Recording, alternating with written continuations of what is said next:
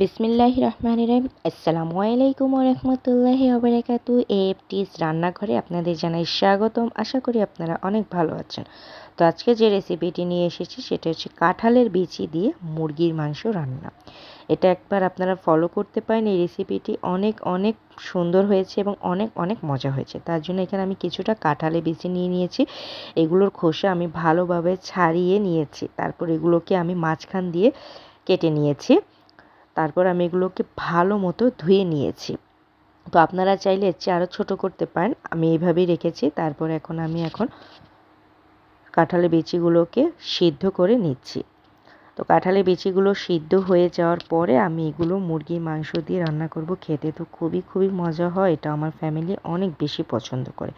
তার জন্য যা যা উপকরণ লাগবে, পেঁয়াজ, আদা, এগুলো আমি সবগুলো একসাথে ব্লেন্ড করে নিব। রসুন, তারপরে শুকনা মরিচ, হলুদের গুঁড়া, স্বাদ মতো লবণ এবং সাথে নিব এলাচ, গরম মশলা, ধনে গুঁড়া। আর গরম মশলার মধ্যে নিব এলাচ, লবঙ্গ, দারচিনি। এগুলো দিয়ে ভালোভাবে, যেহেতু আমার হাতের সময় কম ছিল বিধায় আমি এগুলো একসাথে ব্লেন্ড করে নিচ্ছি। আপনারা চাইলে আলাদাভাবে মশলাগুলোকে বেটে তারপরে নিতে পারেন। আর দিয়ে দিব সামান্য পরিমাণে মরিচের গুঁড়া। ঝাল আপনারা পছন্দ মতো নিতে পারেন। সর্বশেষ দিব জিরা। তো দিয়ে আমি ভালো মতো ব্লেন্ড করে নিচ্ছি। আমি মশলাটাকে একবারে ব্লেন্ড করে নিব আর সামান্য পানি দিয়ে নিব। তা এখন আমি ফ্রাই প্যানে দিয়ে দিচ্ছি তেল। পরিমাণ মতো তেল দিব। তেল দিয়ে যে মশলাগুলোকে আমি ব্লেন্ড করে নিয়েছি সেই মশলাগুলোকে আমি ভালো মতো কষিয়ে নিব। আমি আগেই বলে নিয়েছি আমার হাতের সময় কম ছিল বলে আমি এগুলোকে সবগুলো একসাথে ব্লেন্ড করে নিয়েছি। আপনারা চাইলে আলাদা আলাদা করে নিতে পারেন। তো আমি এখন এগুলোকে ভালো মতো করে মুরগির সাথে কষিয়ে নিব। তো মশলা যত কষাবেন তত খেতে খুবই মজা হবে এবং স্বাদ আসবে। তো আমি ভালো মতো মশলাটাকে সুন্দর মতো কষিয়ে নেব। আর সর্বশেষ দিয়ে নেব তেজপাতা। তেজপাতা দিয়ে আমি ভালো মতো করে নেব। আর মরিচের গুঁড়াটা একটু কম হয়েছিল বিধায় আমি এখানে আরেকটু মরিচের গুঁড়া অ্যাড করে নিচ্ছি। দিয়ে আমি ভালো মতো নেড়ে চেড়ে নেব। তো ঝাল আপনাদের পছন্দ অনুযায়ী দিবেন। কিছু কিছু মরিচের গুঁড়ায় ঝাল বেশি থাকে, কম থাকে। আর দিয়ে দেব একটু পানি, যেহেতু লেগে না যায় তার জন্য। এগুলো দিয়ে আমি ভালো মতো নেড়ে চেড়ে নিচ্ছি আর কিছুক্ষণের জন্য ঢাকনা দিয়ে ঢেকে নিচ্ছি। ঢাকনা খোলার পরে যা মশলা কিন্তু ভালো মতো কষানো হয়ে গিয়েছে। তো যত নাড়াচাড়া করবেন ততই মশলা কষানো সুন্দর হবে। তারপর দিয়ে দিব এখানে যে মুরগির মাংসগুলোকে আমি কেটে নিয়েছিলাম, সেই মুরগি মাংসটাকে আমি ভালো মতো ধুয়ে টুয়ে এখানে মশলার সাথে ভালো মতো কষিয়ে নেব। যত কষাবেন তত মাংসের স্বাদ অনেক মজা হবে। তা আমি ঢাকনা দিয়ে কিছুক্ষণের জন্য ঢেকে রেখেছিলাম। এই যে মশলার সাথে কিন্তু মাংসগুলোকে ভালো মতো কষানো কমপ্লিট হয়ে যাচ্ছে। মশলার সাথে যত পারবেন তত কষিয়ে নেবেন। আর আমার ভিডিওটি কেমন হয় অবশ্যই কমেন্ট করে জানিয়ে দিবেন। আর দিয়ে দিব সামান্য পরিমাণে একটু পানি। দিয়ে আমি মশলাটাকে আবারও ভালো মতো মাংসের সাথে অ্যাড করে নেব। যেহেতু লেগে যাচ্ছিল বিধায় আমি একটু পানি অ্যাড করে নিয়েছিলাম। তো দিয়ে আমি আবারও ঢাকনা দিয়ে ভালো মতো ঢেকে নেব। যখন বলক আসবে তখন নেড়ে চেড়ে আমি যে কাঁঠালের বিচিগুলোকে সিদ্ধ করেছিলাম এবং আলু দুটো একসাথে আমি দিয়ে দেব।